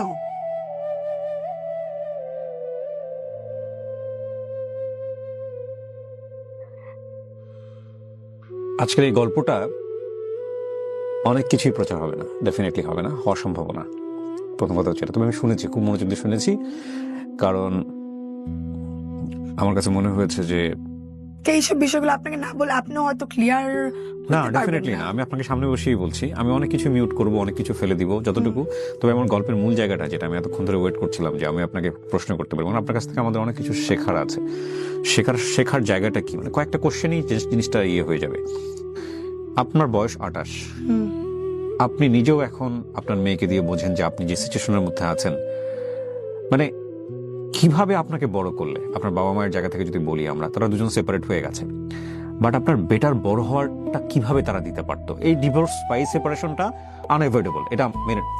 প্রথম কথা হচ্ছে যে ডিভোর্স কোনোভাবে প্লিজেন্ট জায়গা থেকে হয় না। এক্সেপশন ক্যানট বি এক্সাম্পল, যে আমরা দুজন খুব সুখে আছি, কোন একটা থার্ড পার্টির কারণে আমাদের ডিভোর্স হয়ে গেল, সেটা অন্য জিনিস। বাট দুইজন মানুষ দুজনের কাছে এক্সট্রিম লেভেলের অপ্রিয় হলে এবং সম্পর্কটা মারাত্মক লেভেলের টক্সিক পর্যায়ে চলে গেলে, যখন আর বিয়ার করা যায় না, তখনই ডিভোর্সের পর্যায়ে যায়, ঠিক আছে? তো এই ডিভোর্সের জায়গাটাকে অনেকেই মিটিগেট করে সন্তানের জন্য বছরের পর বছর একই একই একই দেয়ালে থাকে, এবং সেটাও যে খুব বেটার একটা সলিউশন সেটা আমরা সেই জায়গায় যেতে চাই না। কিন্তু আপনার বাবা মা পুরাই অন্যরকম, আপনার বাবা মায়ের জায়গাটা যে আমরা একসেপ্ট করে নিলাম যে তারা হ্যাপি কাপল ছিলেন না, তারা ডিভোর্স হয়ে গেছেন, ঠিক আছে, তা উইথ ডিউ রেসপেক্ট। কিন্তু আপনাকে বড় করার জায়গাটায় কিভাবে তারা বড় করলে আপনি আজকের এই জায়গাটায় বসে অনেক বেটার ফিল করতেন, জাস্ট আমাকে এটা বলেন। ছোটবেলা থেকে বাবা ছিল না বিধায় অনেক দূরছাই হয়ে আসলে মনে হয়েছে আমি বড় হচ্ছি। কি করতে পারতো আপনার বাবা বা কি করতে পারতো আপনার মা? বাবা থাকলে আমার সাথে অনেক কিছু যেগুলো হয়েছে এগুলো হয়তো বা হইতো না, সাহস পাইতো না, অনেকে কিছু বলে দিল। বাবা কিভাবে থাকতে পারতো? নেগলেক্ট করা একটা ব্যাপার। না এগ্রিড, কিন্তু বাবা থাকতে পারতো কিভাবে আপনি আমাকে এটা বলেন। মানে বাবা ডিভোর্স হয়ে যাওয়ার পর থাকতে পারতো কিভাবে? সে চাইলে থাকতে পারতো, সে এমন না অনেক দূরে থাকে, একই এরিয়ার 1 ঘন্টারও কোনো ডিস্টেন্স না, সে চাইলেই তো এখন যেটা করতেছে। এখানে আপনার মার কোঅপারেশন কি জরুরি ছিল? মানে আপনার বাবা থাকার জায়গাটা, আমার মার কোঅপারেশন কি ছিল না ছিল, আমার মা এতদিন ধরে আমার যা আছে স্টিল না আমার সাথে আছে, তার জন্য তার সকল দোষ ত্রুটি আমার কোনো দোষ ত্রুটি না, কারণ সে আমাকে নিয়ে আসে।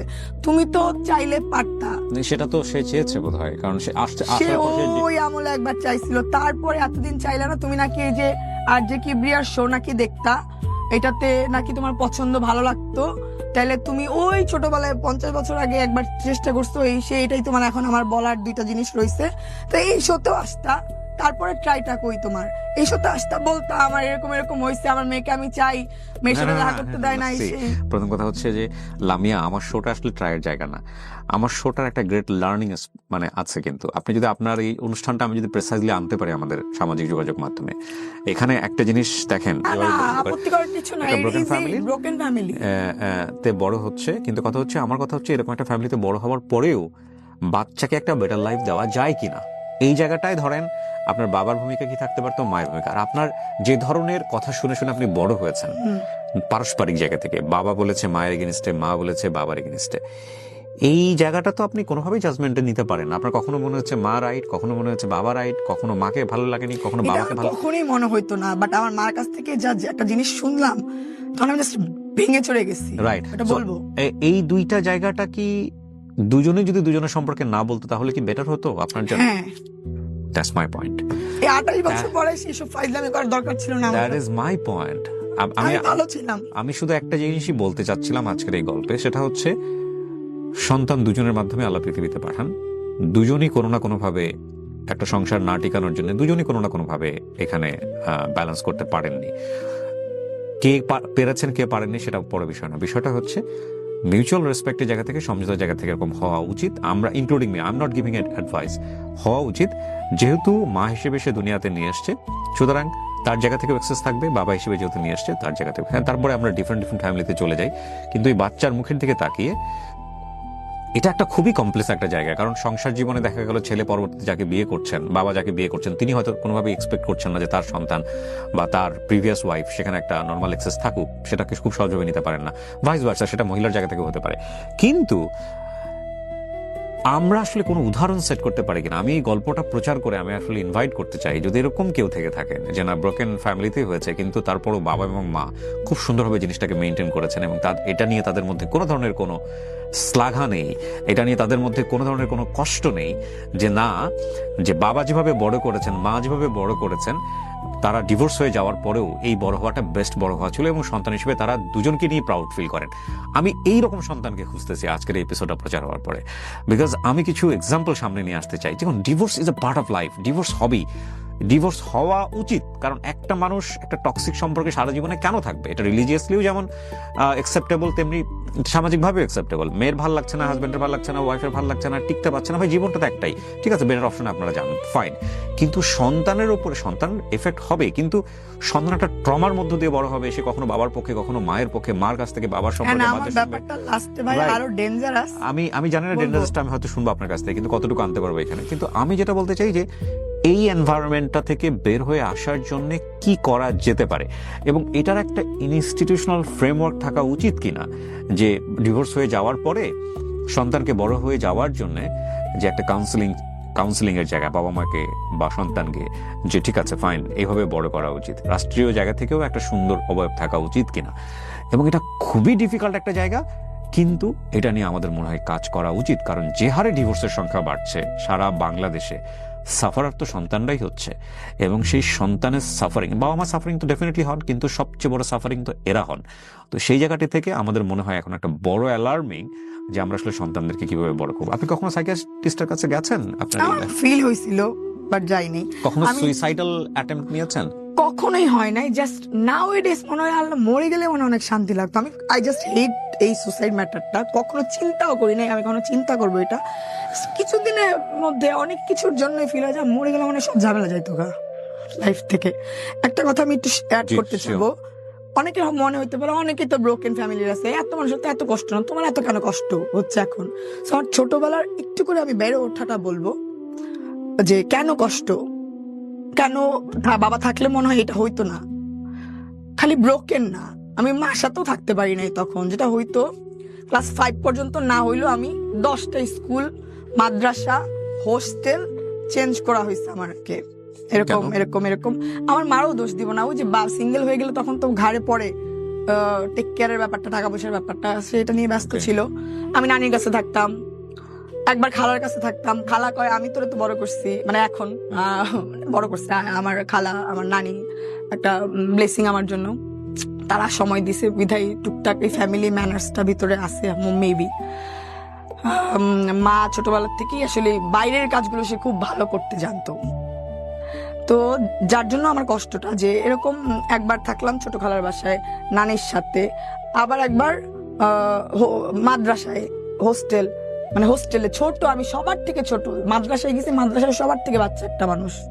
আমি খাইতে পারতাম না ঠিক মতো, আমার পাশের মানুষ আমাকে খাওয়াই দিত। হোস্টেলে গেছি, হোস্টেলে সবার থেকে ছোট্ট একটা মানুষ, নার্সারির বাচ্চা হোস্টেলে থাকে, আমার থাকতে হয়েছে। তারপর যেটা হইলো, যখন আরেকটু বড় হইলাম, আমাকে আমার ইংলিশ মিডিয়ামে পড়ার অনেক ইচ্ছা ছিল। তো আমার মা ধানমন্ডিতে, আমার বড় খালা, ছোট খালা গেল, নানু গেল, এবার বড় খালার কাছে গেছি। আমার লাইফটা দেখেন কি যা যাবর। বড় খালার কাছে গেলাম থাকতে ধানমন্ডিতে, একটা ভালো স্কুল। মা চেষ্টা করলো ওখানে পড়ানোর জন্য, বাট মা তো মিরপুর থাকে, যাওয়া আসা অনেকই। তো খালার বাসায় থেকে আমি ওই স্কুলে পড়াশোনা করব। আমার তখন পড়াশোনার সাথে ওই সময় বাচ্চাদের পড়াশোনা নিয়ে এত মানে ফ্যাসিনেশন থাকে না। আমার খুব ভালো একটা ফ্যাসিনেশন ছিল, ভালো একটা স্কুল, ভালো একটা এনভায়রনমেন্ট। ফাইনালি আমি এনজয় করতেছিলাম। স্কুলে যাচ্ছি আসতেছি, আমি রাত্রেবেলা আমার খালা দুই খালার মেয়েকে নিয়ে বসে সিরিয়াল দেখতো। অ্যান্ড আমি যখন স্কুল থেকে কি আমার তো টিচার ছিল না তখনও, টিচার দেওয়া হয় নাই। সো অঙ্ক না বুঝলে আমি যাইতাম, আপুরা তখন কলেজে পড়ে, কেউ 10-এ পড়ে, যাইতাম বুঝাই দেওয়ার জন্য যে আপু একটু বলো না এগুলো কেমন কি।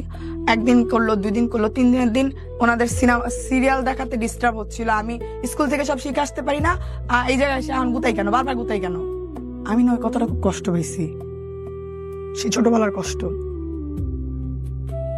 পুষে বড় হয়েছি খালাকে নিয়ে, অনেক করছি খালার জন্য। খালা কিডনির রোগী ছিল। একটা জিনিস খেয়াল করবেন, এই ধরনের অনুষ্ঠানের ক্ষেত্রে আমার মনে হয় যারা মনোবিজ্ঞান, আমার মনে হয় এটা একটা এত বড় গ্রাউন্ড। এই যে যারা একটা সেপারেটেড ফ্যামিলিতে বড় হয়, যেসব বাচ্চারা, এরা মনের দিক থেকে খুবই নাজুক পরিস্থিতির মধ্যে থাকে, এবং আপনি এদেরকে যদি কোনো ধরনের কোনো হিট করে কোনো কথা বলেন বা কোনো কিছু করেন, এরা এত স্ট্রংলি এটা পোষে। এটা পোষে এই কারণে ওরা ভাবে যে আমার যদি বাবা থাকতো তাহলে হয়তো বলতে পারতো না, আমার বাবা মা যদি একসাথে থাকতো তাহলে হয়তো এনারা এতটা সাহস পেত না। সো আপনি যেটাকে খুব নর্মালি মনে করছেন 8-10টা বাচ্চার সাথে, এই সব বাচ্চাদের ক্ষেত্রে আপনি এইভাবে নর্মালি মুভ করতে পারবেন না। দেখেন, আমরা সমাজের এত বেশি চোখে দেখা বিষয়গুলো নিয়ে এত কনসার্ন থাকি, কিন্তু মনোজাগতিক বিষয়টা এত বড়, ইনক্লুডিং মি। আমি যে কথাগুলো বলছি এটা আমার রাইট নাও সিচুয়েশনাল অবজারভেশন। আমি বলছি না যে আমি এগুলো আপনাকে অ্যাডভাইস দিচ্ছি, নো। কারণ আমি যা বলছি সেটা আমার এই মুহূর্তে অনুভূত হচ্ছে বলে, এটার যে আমিও প্র্যাকটিস করতে পারি বিষয়টা এরকম না। কিন্তু আমাদের এই বিষয়গুলো নিয়ে কাজ করা উচিত, ডেফিনেটলি কাজ করা উচিত। আমি এগ্রি করি। আমি একটা বলবো যে কিরকম ব্রোকেন ফ্যামিলি বা বাচ্চারা বড় হওয়া ব্যাপার, যে বাচ্চাগুলো আছে, আমি বলবো অ্যাকচুয়ালি ফ্যামিলি যারা আদার্স আছেন তারা ভরপুর বাচ্চাটাকে আদর দেন, ওকে ব্যাড ফিল দিয়ে নি না যে অনেক ফেলনা। এবং আমি এটাও বলবো যে বাবা এবং মায়ের জায়গাটা থেকে একটা মিউচুয়াল রেসপেক্ট থাকা উচিত। আপনারা সংসার যখন করতে পারছেন না, একটা মিউচুয়াল রেসপেক্ট থাকা উচিত যে তুমি আমার সন্তানের মা, তুমি আমার সন্তানের বাবা। এই জায়গাটায় কোনো রকম অসম্মানের কোনো কিছু না হওয়ার। আমি রিসেন্টলি এই মুহূর্তে আমার রাইট নাও মনে পড়ছে, আপনি চিনবেন বাংলাদেশের খুবই বড় 2জন সেলিব্রিটি, মিমি তাহসান মিথিলা। তাহসান মিথিলা ওনাদের ডিভোর্সের পরে ওনাদের বাচ্চাদের যে টেক কেয়ার করার ব্যাপারটা, এটা খুবই প্রশংসনীয়। শুধু তাই না, আমি খুবই লম্বা সময় ধরে সংসার করেছে। আমি এসআই টুটুল এবং তানিয়ার কথা বলছিলাম। তানিয়াপুর আমি আপু বলে অ্যাড্রেস করছি বিকজ উনি আমার অনেক সিনিয়র, এবং আমি ওনার একবার ইন্টারভিউ করার সুযোগ হয়েছিল হাজব্যান্ড ওয়াইফ পাশাপাশি এবিসি রেডিওতে। ওনাদের হয়তো মনেও নাই, they were the best couple, believe me, এত ভালো কাপল। যখন এই সম্পর্কটা ভেঙে গেছে অনেক সময় হয় এটা মন খারাপ হয়েছে, বাট ওনার একটা ইন্টারভিউর লাস্ট একটা লাইন যেটা আমার কাছে এত বেশি ট্রিক করেছে মাথায়, ওনার সন্তানদেরকে নিয়ে উনি বলছিল যে I am the last man, যে ওনার বাচ্চারা কখনোই এসআই টুটুলকে রেসপেক্ট করবে এটা উনি মেনে নেবে না। এইভাবেই উনি বলেছে যে I am the last man, মানে ওনার বাচ্চারা কখনো এসআই টুটুলকে রেসপেক্ট করবে এটা উনি চায় না। So this is the thing, মানে এইটাই হওয়া উচিত। মানে সংসার টিকতেছে না, এটা তো ভাই আমরা দুজন ভালো থাকতে পারলাম না এই কারণেই সংসার টিকতেছে না, কিন্তু বাচ্চারা তো আমরা দুজন নিয়ে এসেছি। সো ওই জায়গাটা একটা মিউচুয়াল রেসপেক্ট থাকা উচিত, এবং সে রেসপেক্টের জায়গাটা অবশ্যই ছাড় দিয়ে, যে না সন্তানকে একজন এভাবে বড় করতে চাচ্ছে আরেকজন এভাবে বড় করতে চাচ্ছে, ফাইন, কিছু জায়গায় ছাড় দিয়ে করো, বাট সন্তানকে জাজের ভূমিকায় তুলে দিয়েন না যে তোর বাবা আমার সাথে এটা করছে, তোর বাবা এটা ছিল, তোর মা আমার সাথে এটা করছে এই কারণে তোর মা এটা ছিল। অনেক সময় হয় না এসআই টুটুলকে রেসপেক্ট করবে এটা উনি মেনে নেবে না। এইভাবেই উনি বলেছে যে I am the last man, মানে ওনার বাচ্চারা কখনো এসআই টুটুলকে রেসপেক্ট করবে এটা উনি চায় না। So this is the thing, মানে এইটাই হওয়া উচিত। মানে সংসার টিকতেছে না, এটা তো ভাই আমরা দুজন ভালো থাকতে পারলাম না এই কারণেই সংসার টিকতেছে না, কিন্তু বাচ্চারা তো আমরা দুজন নিয়ে এসেছি। সো ওই জায়গাটা একটা মিউচুয়াল রেসপেক্ট থাকা উচিত, এবং সে রেসপেক্টের জায়গাটা অবশ্যই ছাড় দিয়ে, যে না সন্তানকে একজন এভাবে বড় করতে চাচ্ছে আরেকজন এভাবে বড় করতে চাচ্ছে, ফাইন, কিছু জায়গায় ছাড় দিয়ে করো, বাট সন্তানকে জাজের ভূমিকায় তুলে দিয়েন না যে তোর বাবা আমার সাথে এটা করছে, তোর বাবা এটা ছিল, তোর মা আমার সাথে এটা করছে এই কারণে তোর মা এটা ছিল। অনেক সময় হয় না, পারি না আমরা, কিন্তু এটা আলটিমেটলি দিন শেষে মায়েরও ক্ষতি না, বাপেরও ক্ষতি না, সন্তানের ক্ষতি। ফাইনালি স্কুলটা আমি পড়তে পারলাম না, মিডিলে না, খুব অল্প কিছুদিনের মধ্যে স্কুল থেকে আবার চলে আসতে হইলো, বাংলা স্কুলে ভর্তি হইলাম, আর ওইখান থেকে আর কি একটা না একটা জায়গায় পড়ার একটা হ্যাবিট। প্রথম কথা হচ্ছে যে আপনি একজন বর্ন ওয়ারিয়র, হ্যাঁ, আপনি একজন জন্মগতভাবে একজন যোদ্ধা। কিছু যুদ্ধ চোখে দেখা যায়, কিছু যুদ্ধ চোখে দেখা যায় না, এবং আপনার এই চোখে না দেখা যুদ্ধটা অনেক শক্তিশালী একটা যুদ্ধ। এত কিছুর পরে আপনি সোসাইটিকে ফেস করছেন, আপনি নিজের সংসারের জায়গাটা ফেস করেছেন, আপনার বড় হয়ে ওটা ফেস করেছেন, এবং খুবই স্ট্রংলি নেগেটিভলি ফেস যেটাকে বলে করে আপনি এখনো সার্ভাইভ করছেন। ওই যে আপনি বললেন ওরা খুব ভিতরে মানে কি বলে নাজুক থাকে, উইক থাকে, অ্যাকচুয়ালি আমি নিজেকে নিজে ওরকমই মনে করতাম 3 বছর আগ পর্যন্ত। বাট রাইট নাও আমি মনে করি আপনার বেঁচে থাকার সবচেয়ে বড় অবলম্বন হচ্ছে আপনার মেয়ে, রাইট? সত্যি কথা। সো আপনি ওর ওয়ার্ল্ডটাকে বেস্ট করেন, মানে আপনার উপর দিয়ে যেটা গেছে সেই অভিজ্ঞতার জায়গাটা থেকে আপনি ওর পৃথিবীটাকে সুন্দর করার চেষ্টা করেন। আমার একটা প্ল্যান আছে ওর জন্য, আল্লাহ যদি আমাকে সামর্থ্য দেয়, আমি আমার মেয়ের জন্য কি আমাদের কি হয়, বাপের বাসা নাহলে মার বাসা, জামাইয়ের বাসা, আমি আমার মেয়ের জন্যই আল্লাহ যদি আমাকে সামর্থ্য দেয়, মেয়ের নামে লিখে ওকে একটা সুন্দর বাসা, ওটার জন্য যাবতীয় তার চলার জন্য যা যা লাগে সব ক্রিয়েট করে রেখে দিয়ে, মা এটা তোর বাবার কি হইলো, তোর মার কি হইলো, তোর হাজবেন্ডের কি হইলো, কোনো কিছুর তো একটা করিস না, তোর পায়ের নিচে যেন একটা মাটি থাকে, তোর এইটা তোর জায়গা। আমার কাছে এখন এটা ফিল হয় যে আমি এটা ওর জন্য বানায় রেখে যেতে চাই, যদি আল্লাহ আমাকে সামর্থ্য দেয়। ইনশাআল্লাহ, ইনশাআল্লাহ, দোয়া থাকলো আপনার এই পরিকল্পনার জন্য। প্রিয় দর্শক এবং শ্রোতা, শেষে এসে আমি আবারও রেসপেক্টের চোখে বলছি যে উনি ওনার ব্যক্তি জীবনের গল্পটা এনেছেন, ওনার ব্যক্তিগত জীবনকে আমরা জাজমেন্টে নিব না। আমরা শুধু এই গল্পটা থেকে একটা মেসেজই দেবার চেষ্টা করেছি যে এই ধরনের পরিবারে সন্তানদের বড় করার ক্ষেত্রে আমাদের কি ধরনের ভূমিকা নেওয়া উচিত। আমি আবারও বলছি, অনুষ্ঠানের শেষে এসে যাদের কথাগুলো এখানে এসে তাদের পরিচয়গুলো আমরা গোপন করেছি, নট অনলি দ্যাট, আমরা অনেকগুলো বিষয় ফেলে দিয়েছি। তাদের প্রতি আমাদের কোনো অভিযোগ নেই, অনুযোগও নেই, এবং তাদের কোনো ধরনের আত্মসম্মানে আঘাত না লাগুক সেই বিষয়টাতেও আমরা বেশি করে জোর দিতে চাই। এবং আমার মনে হয় লাগা উচিত না, এটা আপনার ব্যক্তিগত আমার কাছে আমি জানি না কোনো বাচ্চার কাছে এটা ফিল হবে কিনা, আমার কাছে তারা দুজনই দোষী, সত্যি কথা না, কিন্তু আমি চাই না যে আমাদের অনুষ্ঠানের জায়গাটা থেকে এই বিষয়টাকে এমফাসিস দিতে। তারা দিন শেষে আপনার বাবা দেখবেন যে হয়তো আমি আসছি সাহস করতে পারছি এটা বলার জন্য, না আমি এটা বলছি এটা সাহস করতে পারছি, দেখবেন এর থেকে আরো অনেক ক্রিটিক্যাল, অনেক ডেঞ্জারাস বিষয় মানুষ সাহস পাবে, বলার জায়গা পাবে।